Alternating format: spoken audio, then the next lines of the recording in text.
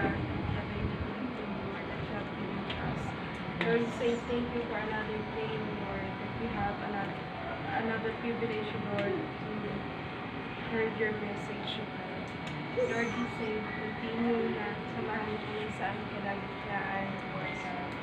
Holy Spirit, love us wish.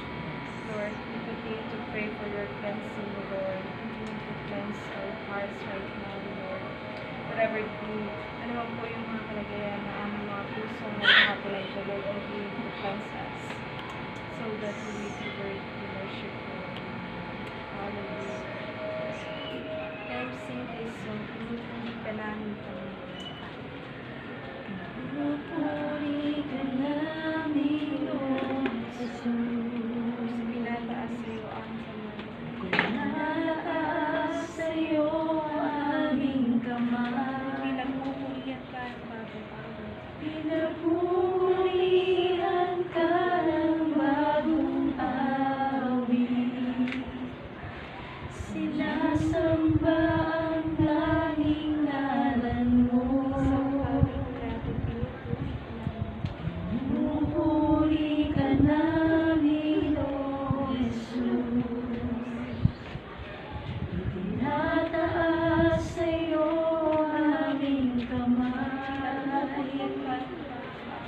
Pinagpupurihan ka ng bagong awit.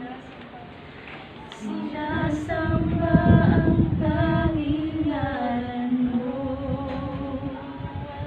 Iluwalhati, dadakilain, sasambahin lagi ang ngalan mo.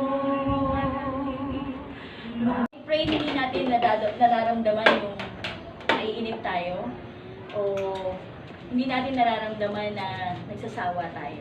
I pray. Ganun din ba kayo? So, huwag natin kasawaan ang salita ng Diyos na pinag-aaralan natin every Sunday.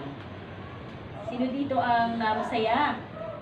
So, tingnan ko nga mga ngiti mo, Kuya Cedric. Alam ko masaya ka kasi nauna kang umakyat. So, ngayong gabi, ang pag-aaralan natin, bagamat hindi na February, hindi na siya love month, pero ang napili kong pag-aralan natin ngayong gabi ay patungkol sa pag-ibig. No, pag patungkol sa pag-ibig, minsan ano yung tenga natin, aktibo tayong makinig. Pero yung pag-ibig na pag-uusapan natin ngayong gabi ay pag-ibig hindi pag-ibig ng mag-asawa, hindi pag-ibig tungkol sa magsingiro, hindi pag-ibig sa ating kapwa. Treat them by respect. So makipag-usap po tayo kasi minsan may mga taong intelektual na ayaw nila magsayang ng oras sa mga taong ang kausap nila nonsense. May kilala po akong ganyan, pag ang matalino talaga siyang tao, pero pag ang kausap niya is, alam niya wala siyang mapapala, mabilis siya mainit, makikita mo ano siya agad, hindi siya interested sa pakikipag-usap sa tao. Pero hindi ganun ang respeto eh. Ang respeto, ibigay mo dun sa kahit sinong tao. Kahit maganda ang bihis, pangit ang bihis, o gutay-gutay ang bihis, respetuhin po natin dahil yun po ang kalooban ng Diyos. Amen po? Sabi po dito sa 1 Peter 2:17, igalang ninyo ang lahat ng tao at mahalin ang mga kapatid kay Kristo. Mamuhay kayo ng may takot sa Diyos, igalang ninyo ang lahat. Igalang ninyo ang emperador. So, irespeto po natin ang lahat. Huwag po tayong mamili ng re-respetuhin. Para respeto rin po tayo. Pangwalo, papapakita po natin mahal natin ang ating kapwa if we affirm and appreciate them. I-appreciate po natin ang ating kapwa. Asawa, kapatid, kaibigan, kaklase, kasama sa trabaho, kapitbahay. I-affirm and i-appreciate po natin sila. Kasi alam niyo po, every time we appreciate people, we raise their value. Kakaroon po sila ng value. No? Pag ang isang tao, kahit alam mo walang pinag-aralan, kahit alam mo walang tinapos o walang narating sa buhay, pero pag tinirato mo ng tama, nirespeto mo at in-appreciate mo, kahit hindi niya mararamdaman na may kulang siya eh, tumataas yung value ng isang tao pag ina-appreciate natin. No? Amen ba? Kasi hindi niya nakikita yung kawalan niya. Hindi niya nakikita yung kakulangan niya. Kasi ina-appreciate mo siya. Kahit na hindi siya nakatapos ng pag-aaral, pero masipag, i-appreciate mo. Sipag-sipag mo naman. May mararating ka sa buhay mo pag pinagpatuloy mo yung kasipagan. So, wag po tayo maging madamot sa appreciation. Wala naman tong bayad. Tsaka wala namang nababawas sa ating bank account pag nag-appreciate tayo ng ibang tao. So, maging generous tayo in appreciating other people. Amen. Sabi sa Romans 16, sabi ni Pablo, inisa-isa niya yung lahat ng pangalan. Pag binasa po natin yung Romans 16, inisa-isa po lahat ni Pablo yung pangalan ng mga taong nakatulong sa kanya sa ministry. So, ibig sabihin nun, parang pinapakita ni Pablo, kung nasaan ka ngayon, take time to appreciate the people na dinala ng Diyos sa buhay mo para makarating ka kung nasaan ka ngayon. I-appreciate mo yung mga taong yun. Maaaring yung mga taong ito yung nagbigay sa'yo ng pamasahe, nagpautang sa'yo ng pamasahe noon, mag-a-apply ka ng trabaho. Wala kang pangbaon, pero binigyan ka ng pambaon para makapasok ka ng school. So, i-appreciate, alalahanin po natin sila, i-appreciate natin sila. Kasi kung asaan po tayo ngayon, yung mga taong yan ay ginamit ng Diyos, pinadala sa buhay natin, para dalhin tayo ng asang tayo. Amen po? Parang ayaw nyo na eh. So, malapit na po, pang Siyam. 11 pala to, sorry. Siyam na po. Serve them well. Kung gusto po natin, kung talagang mahal natin ang ating kapwa, paglingkuran natin sila ng mainam. Alam po ninyo, ang paglilingkod sa kapwa ay isang pribileyo. Huwag po natin itong isipin isang kabigatan. Pag naglingkod tayo sa kapwa natin, sa kahit maliit na kakapasidad o pagkakataon, halimbawa, Ate Susan, no? yung ginagawang pagluluto, yung mga kapatiran natin dito na nagluluto, nag-share ng pagkain, siniserve natin yung isa't isa ng maayos, ito po yung pribileyo natin. Tama po, pribileyo po yun eh. Hindi natin inisip, nabawasan na naman yung budget natin dahil dito. Dami-dami natin pinapakain. Hindi ganun na nagiging kaisipan natin, eh, no? Ang nagiging kaisipan natin, serving them o sharing your blessings with them is a privilege. Pribileyo po ito. Lahat po ng taong dadalhin ng Diyos sa buhay natin, no, ay tandaan po natin, ito'y oportunidad para po sila ay mapaglingkuran natin. Kasi ganun din po tayo. Kung may dadalhin tayo kung may taong dinadala ang Diyos sa atin para paglingkuran tayo, oportunidad po natin para paglingkuran sila. And the other way around. Pag tayo naman, may tao rin ipadadala ang Diyos sa atin para paglingkuran tayo, para pakita sa atin ang pag-ibig ng Diyos. Sabi sa Galatians 6:10, kaya nga basta may pagkakataon, ay gumawa tayo ng mabuti sa lahat ng tao, lalo na sa mga kapatid natin sa pananampalataya. So serve them well. Paglingkuran natin ang isa't isa. Ito ay isang pribileyo at hindi burden sa atin. Pang-10, think and speak well. Meron pong isang rule na dapat ito po ay ginagawa ng mag-asawa. Ang tawag po sa rule na to ay 5-1 rule. Sabi dito, think and speak well. Pag alam niyo yung 5 and 1 rule, hindi po magiging madalas ang pag-aaway ng mag-asawa o ng sino man, kung anumang relasyon yan. Ang ibig po sabihin ng 5-1 rule, halimbawa may gusto kang sabihin hindi maganda sa kanya. Bago mo sabihin yung isang hindi maganda na yun, isipin mo muna yung 5 mabuti sa kanya. Ay, mabait siya, magaling magluto, masipag, naglalaban. Hindi mo na masasabi yung pangit na isa. Kasi ano na siya eh. Natabunan na ng lahat ng 5 maganda. Amen? So, 5-1 rule, mga asawa. Ate Lola, anong ano natin dyan? Pinutulong ko. Ha? Ako daw di ako makikaganda. Baka sa kanya yun. So, 5-1 rule, yun ang ating alalahanin natin. Okay? Nagagalit ka ngayon, sobrang taas ng emosyon mo. Hingang malalim. Yung gusto mong sabihin. Kasi minsan, di ba, kaya nga natin may sinasabi tayo. Minsan may mga nasasabi tayong salita na pinagsisisihan natin pagkatapos. Kasi sa sobrang emosyon mo, sa sobrang galit mo. Pero pag na-apply mo yung 5-1 rule, hindi mo na masasabi yung pangit na salitang yun. Kasi mas nangibabaw yung maganda para sa iyo. Doon sa tao. Amen? So let us think and speak well sa ibang tao. No? Panigurado ko po na hindi na po mapapadalas ang bangayan o pag-aaway pag mas nangibabaw yung magagandang katangian ng tao yun kaysa sa pangit na nagawa. Panghuli po, seek their good. Seek their good. Ito po yung panghuli. Para maipakita natin mahal natin ang kapwa natin, seek their good. Hanapin po natin yung mabuti para sa kanila. So, sabi po sa 1 Thessalonians 5:15, wag din yung paghigantihan ang gumawa sa inyo ng masama. Sa halip, magpatuloy kayo sa paggawa ng mabuti sa isa't isa at sa lahat. No? So, seek their good. Pag may ginawa sa iyong masama, hindi ang revenge dyan ay ganti, hindi mo dapat gantihan yan. Hahanapin mo yung mabuti para sa kanila. Kung hindi po, kung sa palagay po ninyo, kung hindi po inisip ng Diyos yung kabutihan natin, yung ikabubuti natin, yung kaligtasan natin, yung kaligtasan ng bawat isa, hindi na po siya tutuloy sa krus, hindi na po siya magpapapako doon, hindi na po siya hindi na po siya hahayaang ibigay yung buhay niya doon. Kung hindi niya inisip yung kabutihan natin. Pero dahil mahal niya tayo, gusto niya mapabuti tayo, hindi tayo mapunta sa dagat-dagatang apoy ng impyerno, hindi tayo mapariwara sa buhay natin. Kaya binigay niya yung kanyang kaisa-isang anak sa krus ng Kalbaryo. He seek for our good. Mas inuna niya yung ating kabutihan. Amen? So, may natandaan po tayo. 11 po yun, pero I pray may i-remind sa atin ng Holy Spirit pag may mga pagkakataong kailangan natin i-express yung love ng Diyos sa ibang tao. Conclusion na po. May isa pong kwento, ang kwento pong ito ay kwento ng isang pastor, isa po siyang pastor at isa po siyang theologian. Ang pangalan niya ay Stephen Reiser. Sabi niya Tagalog, ipa-paraphrase ko na lang.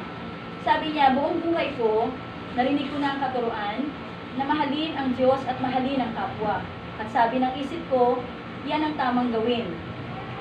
Ganun pa man, sa kabila ng lahat ng aking mga natutunan o napag-aralan, pastor po siya, nakakahiyamang aminin, bagamat matagal na akong pastor at lingkod ng Diyos, di ko pa rin masabing puno ako ng pag-ibig sa aking kapwa. So ano po yung makikita natin sa istorya niya? Hindi pala ibig sabihin, kapag ang isang tao'y tumatanda, no, kasabay nito nagiging loving person siya. Hindi pala yung kasabay na habang tumatanda ka, nagiging loving person ka rin. Hindi po. Maaari po palang kahit matagal na po tayong mga mananampalataya, mga Kristiyano, ang iba sa atin, maaari nakakilala sa Panginoon 5 years, 10 years, 15 years na. So, posible po pala kahit na tayo ay nakakakilala sa Panginoon, hindi pa rin po tayo mga mapagmahal na tao. Hindi pa rin natin kayang mahal ng totohanan sa iba.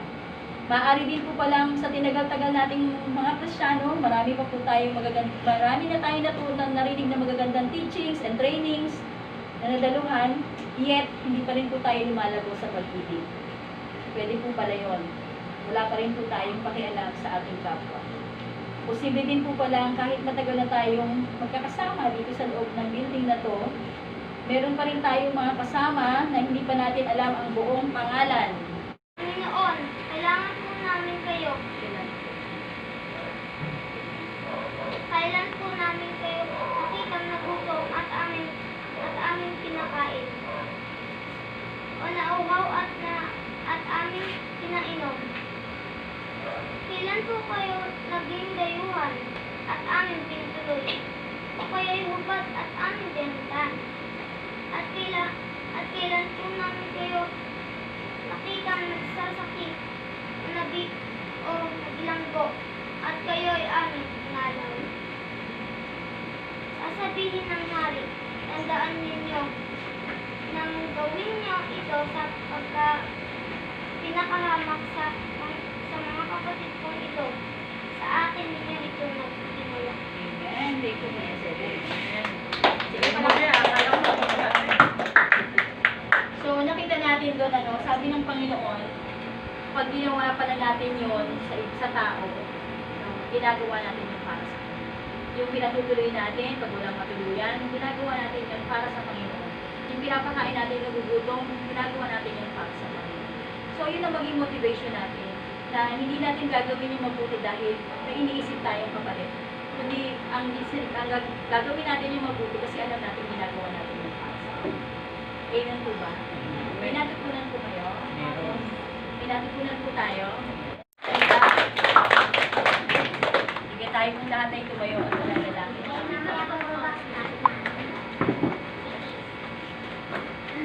Praise God. Hindi ko na po tatanungin sa inyo kung sino yung may kaaway. Hindi ko na po tatanungin sa inyo kung sino yung may kasamaang loob. Hindi ko na po tatanungin sa inyo kung sino yung mga kinaiingitan natin. Kundi gusto ko nang gawin natin ngayong gabi. I-search natin yung ating heart. So, hanapin natin baka sa isang bahagi ng puso natin, meron pa na ditong damdamin na hindi tama sa kapwa natin. Panalangin natin siya sa Diyos. Isuko natin. Sige, let us pray. Kumukupo tayong lahat tayo manalangin. Hallelujah. Lord, we thank you, Lord, for your presence na aming pong nakasama ngayong gabi. At alam namin, Panginoon, habang hinahayag ang inyong salita kanina, ito po'y may kapangyarihan, ito po'y nangungusap sa puso ng inyong mga anak. Panginoon, salamat po ngayong gabi. Kami po ay pinuspos ninyo ng pag-ibig na nagmumula sa inyo. Salamat din po ngayong gabi na unawaan namin kung gaano kadakila ang pag-ibig niyo sa amin. At alam namin, Panginoon, patuloy niyo kaming pupunuin ng pag-ibig na ito upang magawa din namin ibigin ang aming kapwa. Panginoon, napakarami man ang aming pinag-aralan ng mga praktikal na kaparaanan kung paano namin maipadadama ang pag-ibig namin sa aming kapwa.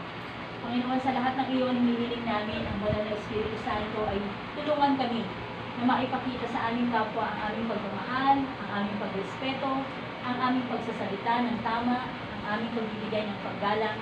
Panginoon, ituro niyo po ito sa amin. Bigyan niyo po kami ng kalakasan na mula sa inyo.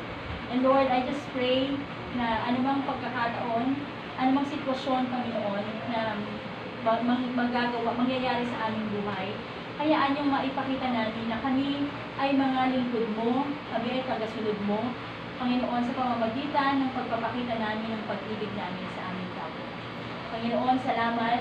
Alam namin, O Diyos, kayo ay Diyos ng pag-ibig. Panginoon, kayo ang Diyos na nagpapatawad. Hindi po kayo gumagawa ng listahan ng aming mga pagkakamali. Hayaan niyo, O Diyos, ngayong gabi, sino man ang, sa aking mga kapatid na naririto, ang merong naitagong sakit ng loob, sama ng loob, galit, Panginoon, o buod sa kanino man.